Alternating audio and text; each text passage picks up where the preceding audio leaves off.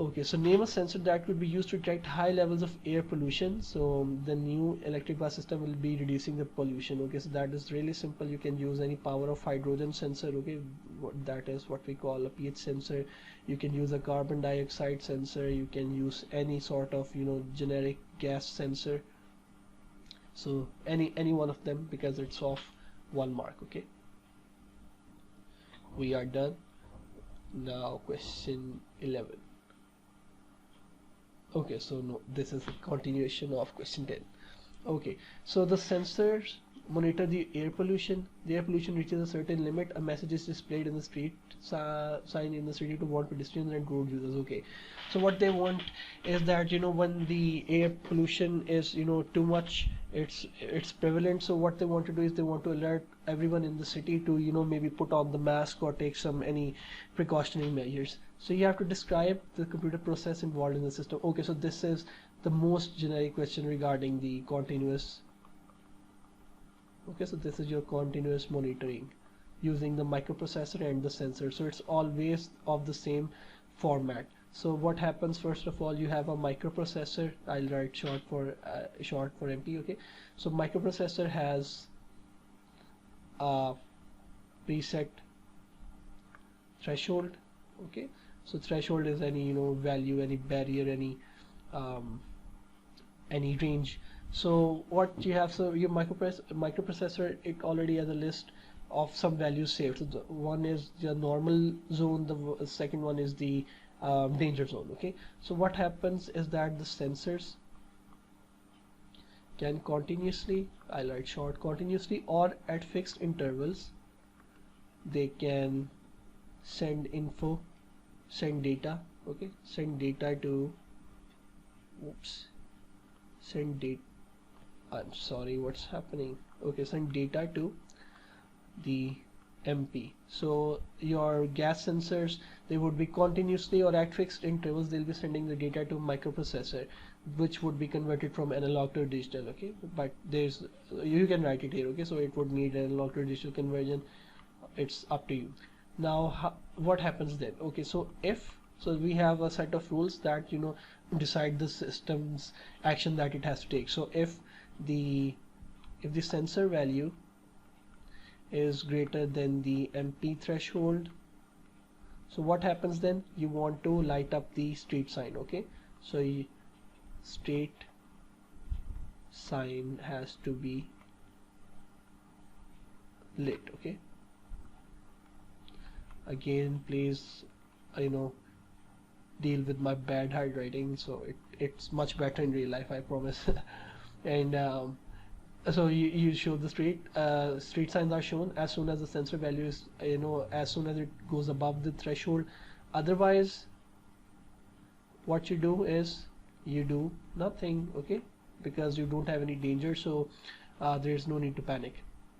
But what if the light has already been lit, the sign is already lit, but the value goes down the threshold? Okay, so if the value was initially let's say 20, now it reaches 10, so what you do, you are going to turn off the light. Okay, as soon as the value falls below the threshold. Okay, so we had 4 points, I gave 6 points. You can you can choose any 4 of them. So this is always how the continuous monitoring system works. So you have the MP microprocessor, it is fed data through the sensors. There are rules. You have the conditions that check if the value is above or low. If the value is above, then some actuator takes the action. Actuator basically any machine that takes instruction from the processor and does some task. Okay, so maybe robotic arm, in our case street light, anything like that. And this process happens all the time. Okay, so sensors keep on sending the value and monitoring keep on happening. So data from sensor needs to be converted from ADC, okay, analog to digital. Why is the conversion needed? Why is the conversion needed? So the first thing is because sensors they record in analog format. Okay, like if you have temperature, so that would be like 77.5 Fahrenheit or something like that, whereas the microprocessor gets only zeros and ones. So basically it understands the digital, that's why you need the conversion. Okay, so this is the answer to this questions. Yeah, next one we have is question 11. I think this was 10. Yes, just to make sure I have the images in correct format. Okay, question 11. So we have the system life cycle. This is simple, easy, super easy. So we have the analysis, the second stage. Okay, let's say that you have you want to maybe set up a gaming club. Okay, so this is just a generic example. So first of all, you do some analysis. You know, you run some feasibility stuff so to ensure that a gaming club would actually be successful in your area. The second one is the always design. Okay, so in this you can actually come up with the designs of how your computers would look like, what kind of interior exterior would you want. And this part, the everything that you came up with, you actually test it, the designs, the stuff, the equipment. So once it's done, what you do is you implement it. Okay, in implementation you are going to do everything that you've discussed in previous C steps. So this is where you actually put your system in charge. Okay, so you actually you start the gaming club, and then we have the documentation. The documentation is of two types. You can have the user documentation, you can have the technical documentation. This is for the user. The tutorials how to, and tech is it has system flowchart algorithms for basically the programmers convenience. And then you finally, what you do is you evaluate. So evaluation is you actually get feedback about the system to see if it is working properly as it should have. The next part we have question 12. Okay, so Tawara High School has developed a new computerized system to timetable the lesson examinations. The school needs the new system to be used before the start of the school year. Okay, so this is important. The school is running to implement the new system using either DC, direct changeover, or PR, so that is parallel running. You have to discuss the advantages and disadvantages of using direct changeover rather than parallel running. Okay, so we have to show support to the direct changeover, and we have to argue why it is better. So again, it says discuss. So now you have to give the advantages and disadvantages, discussing both of them, and in the final part you'll give the conclusion. So this is how you always attempt these questions. So the first part would be, let's discuss the advantages of direct changeover. So the most obvious is that it's much faster, because you directly start the new system faster than parallel running. Okay, because you instantly implement the new system and it's in action. Second one would be, since you have to implement the system at once, you'll make sure that it goes through rigorous testing. Okay, so I'll say rigorous testing, which means that it would be almost bug free. So this is not any sort of guarantee, but this is, we always make sure that the system is working up to the mark, so that there are no issues once we have installed it. So this is of 8 marks. Okay, so we have to discuss a lot of points here. These are the advantages of direct changeover. And third would be, you don't need to retrain staff. Okay,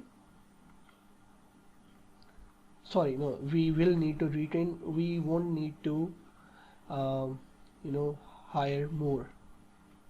We won't need to hire more staff, since they'll be working on the new system. You can always retrain them, rather than in parallel working you have two systems working at the same time. Okay, in parallel running. So these are the advantages. Now the advantages of parallel running, or let's say disadvantages. Okay, since we have to make case strong for the direct changeover. Okay, so the first one would be that you have two systems at the same time. Two system means more resources required,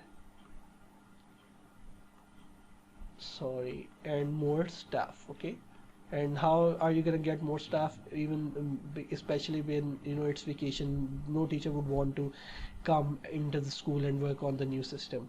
And the second disadvantage of using parallel running would be that there can be a lot of inconsistencies. So what's happening is that you have the manual timetabling program, and then you have the new one. So there can be a lot of clashes, there can be a lot of data that can be repeated. Yeah, so you can say data repetition. So you already have the schedules of all the teachers manually, but now you'll have to make them onto the new system as well. And they can always be differences between while you're doing all that. And when you have so much data, it's always more prone to error. So you can say it's always going to be more challenging to deal with them both at the same time.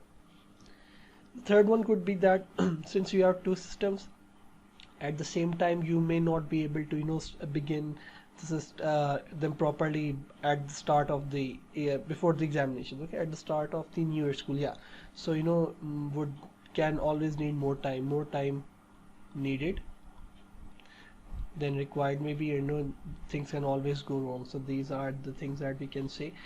Yeah, so we didn't discuss any disadvantage of direct changeover. So far I think it's only one in our case, that it would be that no backup. Okay, so that is the biggest threat of the direct changeover. So you have no backup. So as soon as the new timetable system goes up, there are issues and something happens, so it crashes. You don't have any backup, you don't have the manual system anymore. Okay, so it's going to be a disaster up there in the school. But you can clearly see that the advantages of the direct changeover outweigh that of the coupled with the disadvantages of parallel running, we'll definitely choose the direct changeover. So conclusion is you choose direct changeover. Okay, again the reasons are it's faster, it would be fully implemented within before the start of the year. There would be rigorous testing, it would be almost bug free, and you don't need to hire more staff, you just need to retain the old ones. And all of these points that I've covered above. And it clearly said that the name of the method has to be given, so this has to be written explicitly. Okay, in the next part we have to give 4 advantages of using a computerized timetabling system. Okay, so if you've ever experienced the manual timetabling system, you'll know that it is a disaster. Okay, so you have so many things that you need to care about. You have the student schedule, you have the teacher schedule, the management schedule. It's pretty much a mess. Okay, so when we use the computerized one, so what are going to be the advantages? Okay, so the first one is, or the most obvious one is, that it is going to be it'll have lower errors. Okay, since everything is digital, the chances of errors would be low because we'll be validating and verifying the information as we go. So lower errors, or you can say more accurate or anything like that. Second one would be that you can always print the timetable as soon as you make any changes. Okay, so print on the go as you make changes. Now in case of a paper-based timetabling system would be that you'll have to erase all of that, then you'll have to rewrite it, then you take the copies. Okay, so that is quite time consuming. Okay, so the third one for using a computerized timetabling system, what should be? So you have lower errors, it can print as you go, and then you have it can always find the clashes. So it can find clashes identification is possible. Again, in case of paper-based system, there won't be any alert. Nobody would tell you about any clash unless you actually find it. But in case of computerized, you will be, you can get a pop-up, you can get any alert, you can get a message box, any email or something that there are some clashes that are being identified. And finally, so especially when you have the visiting staff in your school and stuff like that, then it makes it a lot more troublesome to create the timetable, because you'll have a lot of so what if Professor A doesn't come, rather we'll have to substitute B. Okay, so what if shuffle them together, C. So this timetable computerized timetabling system can deal with complicated or you can say complex um, scenarios. Okay, so you can resolve them like I just gave the example of, when should teacher A arrive, when should teacher B go, etc. So it can deal with complex what if scenarios. It can come up with more efficient solutions. So these are the 4 advantages of using the computerized tuning system. So now we have to do question 13. Okay, so question 13 says that Ayush has been involved in an accident and has badly damaged his hand. So a surgeon has to replace his hand with a prosthetic hand. Okay, so prosthetic hand, any sort of artificial hand that he can use to still go on about his life. So explain how the surgeon would use a 3D printer to create the prosthetic hand. Okay, so you have to explain now. Okay, so explain means you have to give some explanation, some basic reasoning for whatever answer you give. So how are you going to do that? So the first and the most important part is actually getting the 3D model of the prosthetic hand. Okay, otherwise you cannot print it in 3D. So what you need to do is you need a 3D scan. Okay, a 3D scan of the hand. Okay, it can be done through any sort of 3D scan. In our case, we can use the computed tomography. Okay, so or basically the CT scan. Once you've done that, you'll need to be able to export it. Import it into a 3D modeling software. Okay, so a 3D model, you'll have to import it into 3D modeler. Now once you've done that, so you'll need to break down the the model of the hand, layer by layer into its components. Okay, so you break down components, you break down into layers or components. Okay, so you basically break down the model into smaller parts that you can use. So now you will print it using 3D printer. Okay, well, this is not an appropriate point. So you'll say that you print it using. Okay, so for the material you can use in the 3D printer could be nylon. Okay, you can use plastic, you can use resin. Okay, so these are some commonly used material for printing in 3D printer. Okay, once you've done that, so yeah, so you can easily print the prosthetic hand. Now you'd want to actually verify if it is correct or not, if the fingers are of exact size and stuff like that. So you'll verify the prosthetic with against the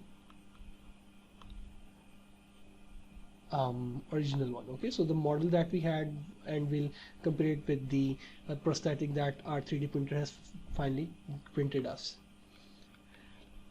Yeah, so this would be the answer to the question. I think one thing worth noticing is that the hand printed by the 3D printer would, sorry, the arm, or is it the hand? Okay, the hand would look nowhere near like this. Okay, so it won't definitely look like this. Otherwise, you'll need to be Tony Stark to make something like that.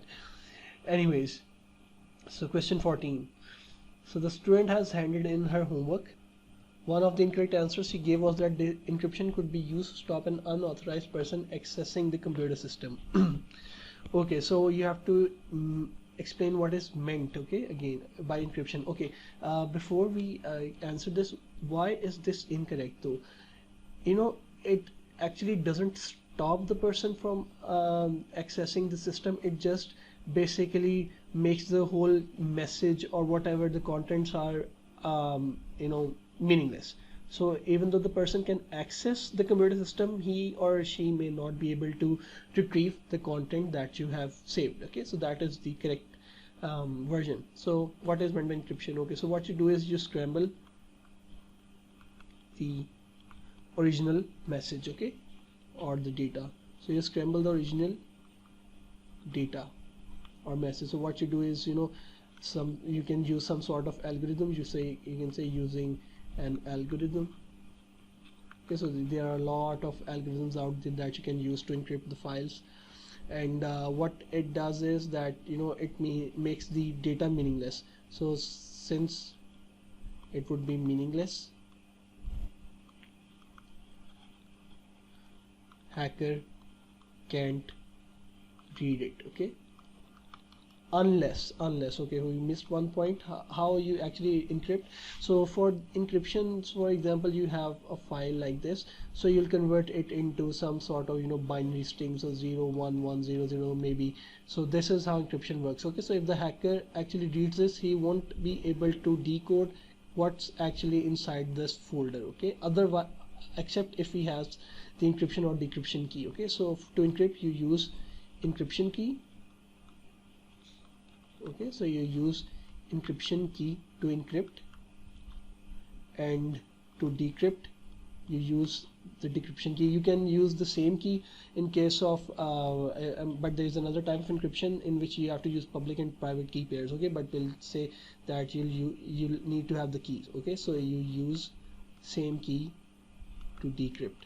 So unless the key is with the hacker, that person won't be able to decrypt your file. Okay, so and why it is used? So again, it is used to safeguard your data against any unauthorized access. Okay, for the person to read it. And also one more thing, it is used to secure securely transmit data on internet.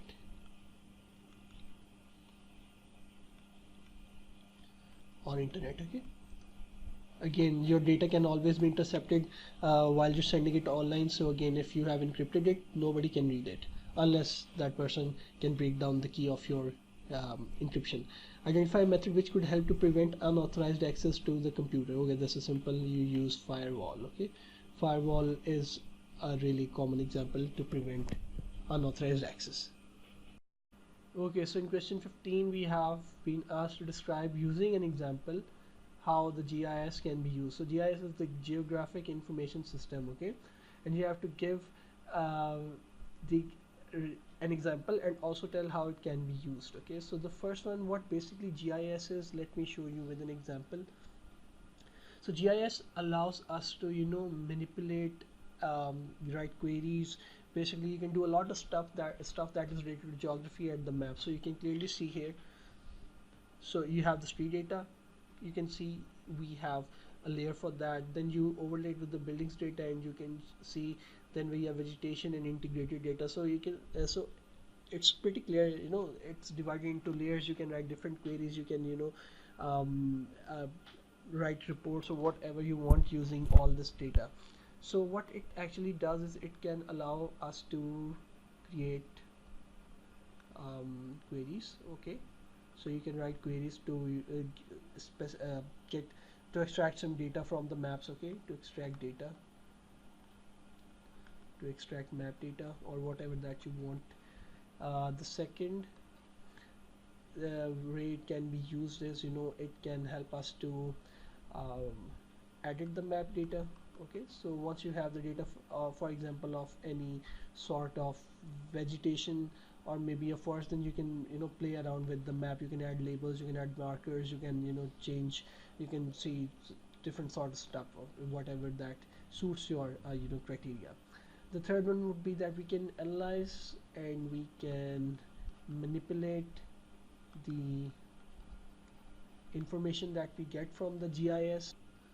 Okay, so that could be based on whatever location we are working on, so based on location. Furthermore, you can it can also work with the GPS. Okay, so global positioning system, the ones that we use on our Google Maps. So you can say it can be embedded with GPS. The fifth would be that you can use the geographic information system to layer data on map.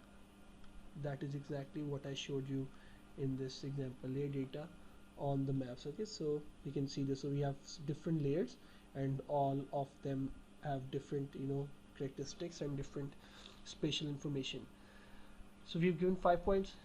Yeah, so this is 5 marks, and we have to give one example as well. Okay, so it should be four of these plus one example. So the example would be you know, as maybe if you're working as a um, let's say petroleum, you're running some petroleum company or petroleum engineer, your petroleum engineering firm or whatever, so you can use it to, you know, you look for the oil prospects. Okay, this is a very, you know, big uh, use of GIS. Also, as a teacher, being, you know, as I am myself, so we can maybe use this while teaching different lessons in the class. Okay, so you know, it can aid teaching maybe geography lessons. Okay, so you can show the students how different weather, how different climates, you know, all of that can affect our geography and stuff like that. And if there is, yeah, I think that's pretty much it. So this is what geographic information system can be used for. Okay, so for all of these you can write queries, you can edit the map data, you can use GPS, you can, you know, model based, like based on the location, you can, you know, different add different criterias and stuff like that. So this was question 15. Yes, this was off to the next one. 16. So a programmer is developing a presentation of a new ICT solution for a conference and need to consider the audience.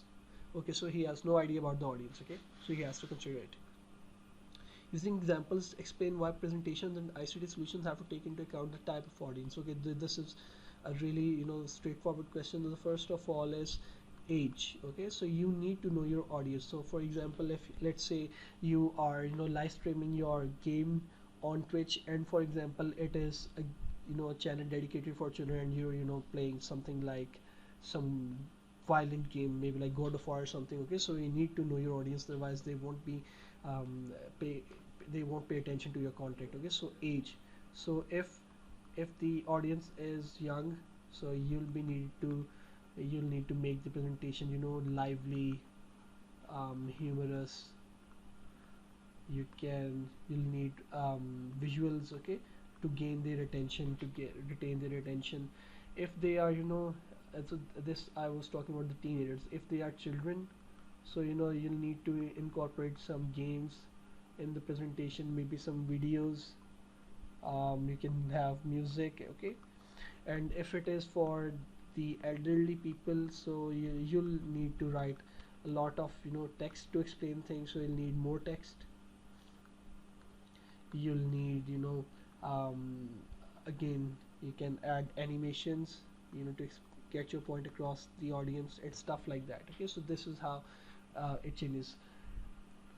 And explain why the presentations have to take into the account the type of audience. Okay, so now if we consider these cases, if the audience is too young, and you know, if you show too much text to children, then they'll be eventually bored. Okay, and for example, if you're giving a workshop, okay, so if you're giving a workshop, you're teaching anything to the audience, and they are already people who know the stuff. Okay, so let's say they are not beginners, they are maybe uh, let's say they may be intermediates. Okay, so their skill level is intermediate. So if you start, you know, if you don't know the audience and you start giving them maybe a step-by-step tutorial of how to, you know, go about things, that would be again boring for them.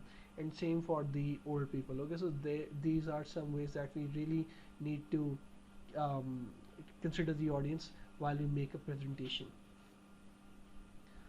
So a programmer is concerned that the software used for presentation will be copied by the participants during the conference. Okay, so we have a really, you know, um, ethical programmer here. So describe how the software could be protected from illegal copying. Okay, this is, so the first of all, the most common tool that is used is the dongle device. Okay, so dongle device is pretty much like a USB, so you need to attach it to the computer. So what dongle does, it allows you to copy the software, okay, securely.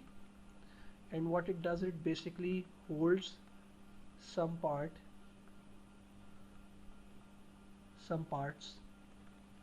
on its memory. Okay, so if, you know, if somebody gets the dongle device, so they won't be able to access the software. Okay, so it's primarily for you. So some of the software, it would be retained on the dongle device anyways. Okay, so it won't allow for the illegal copying. So 2, just like dongle, you can maybe use a USB, or you can use a CD if your laptop has the CD-ROM or something to read the CDs. Okay, so again, the software would be protected in a way that you'll need to insert the CD to make it happen. Okay, so that it can run. So again, some parts would be stored on it. Some parts would be stored on the CD. Why is it not writing? On CD or USB. Okay, otherwise you won't be able to access the software without inserting them, just like the dongle device. This is a very if you played games, so I'm sure you would have used any ISO tools, okay, to mount the image. Basically that is similarly the same thing. When it asks you to please insert the original drive, okay, and you make the virtual drive, you just bluff the game that actually you inserted a CD. So that is exactly the same thing. It is done to make sure that illegal copying is not done. Okay, so this is essentially the same thing that we're doing here. We need to make sure that we insert the CD so the game or the software can run properly. And the last one would be the most obvious one, is the activation key. Okay, so the software must always ask for the activation key or the product key, and it should retain a list of um, keys that you can use the authentic ones, and anyone else who tries to enter something else, it should look for the duplicates to see if someone is trying to redo the copy stuff, so it doesn't happen. Okay, so yeah, so you can use activation key to avoid the illegal copying as well. So these three can be used for that. But since we all of us do a lot of pirated content downloading and stuff like that, so it really takes a lot of effort to do all this to ensure that your software doesn't get illegally copied. Okay, so we have RSI. The repetitive strain injury is one of the health problems. Again, now if you know you haven't gamed enough if you've never experienced RSI. Okay, so even I used to suffer from it back in my A-level days. I used to play a lot of Call of Duty 4. I would spend hours and hours doing that, but I don't regret it really. So what describe RSI? So this is repetitive strain injury. Okay, so what happens? You get pain in the wrists. Okay, and you feel discomfort and and aching and things like that. And what causes it? Okay, so the things that cause it is constant mouse use. Okay, mouse or keyboard, whatever. If your wrist is at a bad posture, so constant mouse keyboard usage,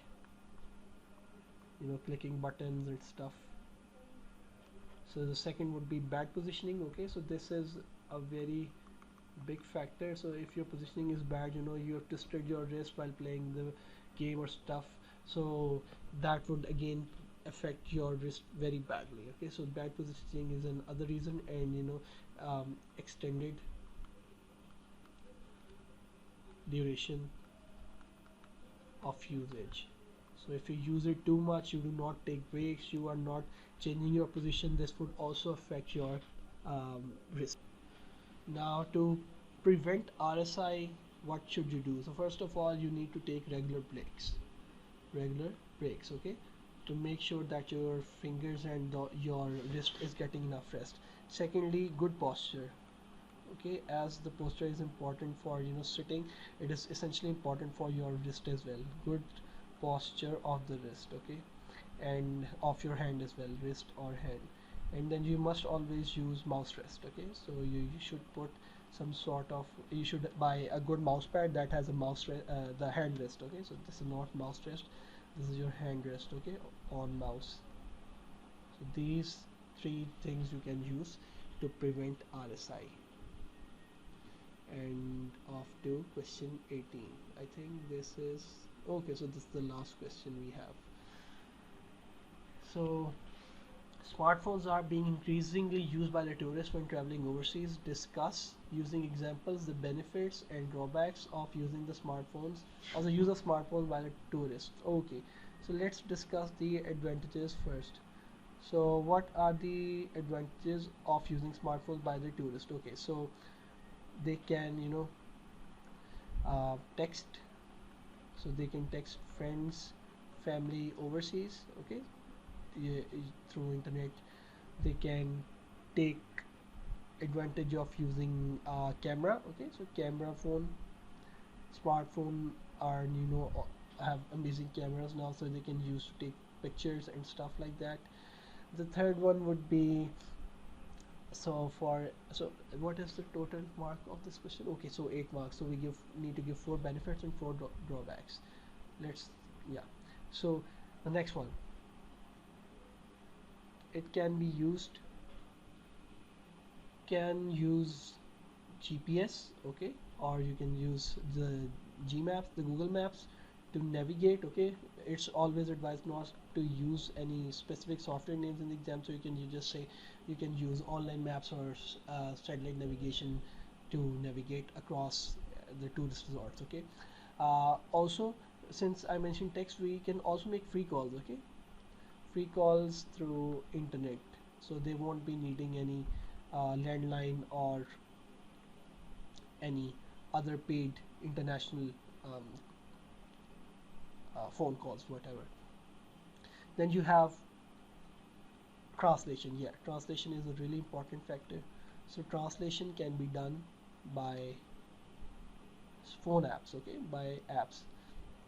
So if you're in a foreign tourist resort and you don't know their language, you can easily just use any translation app by downloading it from the stores. And finally, you can say, after you have free calls, you can use the Google Maps, you can have the camera phone. Okay, you can record videos as well. Okay, so videos can also be recorded using the same phone in which you are using the camera for. And the translation is also, and yes, one more thing. So they can look up, they can easily look up tourist resorts. Okay, otherwise they'll have to ask people around and check the local directories and the local people. So this way they can easily do booking as well. So yeah, that would be another point. So booking, I'll write it next to it. Okay, now the disadvantages of the phones to the tourists. First of all, they can be stolen. Okay, because they're in a foreign land and they don't know the language. Maybe someone can uh, so cheat them, someone can steal their phone, whatever. Okay, now if you don't have the internet, so you can say lack of internet. Okay, there could be some tourist resorts where there is not internet connectivity, maybe 3G, not 4G, so would lead to a really expensive calls and messages, especially if you're using the roaming packages. Okay, so that would be very much costly. Thirdly, like I said, so there could be lack of internet, there could be signal loss as well. Okay, so there could be area with no signal reception at all. The very important thing that we um, put next to smartphones in general as well is distraction. Okay, or the lack of attention. So lack of attention, so the tourist family, they are really excited to finally go to some resort, and they go there and their kids, they just start playing on their phones, or maybe even the parents, they might be guilty of doing the same thing. So this is another issue. So there could be distraction, they could be not be able to enjoy the vacation as tourists or whatever they are trying to do. And finally, we can say that and the final reason that I wrote, but for some reason my mic went off, so I'm just mentioning here, is the lack of power stations. Okay, maybe there could be not enough power charging slots for the tourist. And the other reason that could be that they might need to recharge their phone often. Okay, because they'll be using a lot of battery, they'll be taking photographs, they'll be WhatsApping it, they'll be doing all sorts of social media stuff, so they would definitely need to recharge it often. So that is another disadvantage as a tourist. So that was pretty much it. We have successfully solved questions from the paper 1-2 of March 2019. If you have any questions, please let me know. Otherwise, thank you so much for watching the video.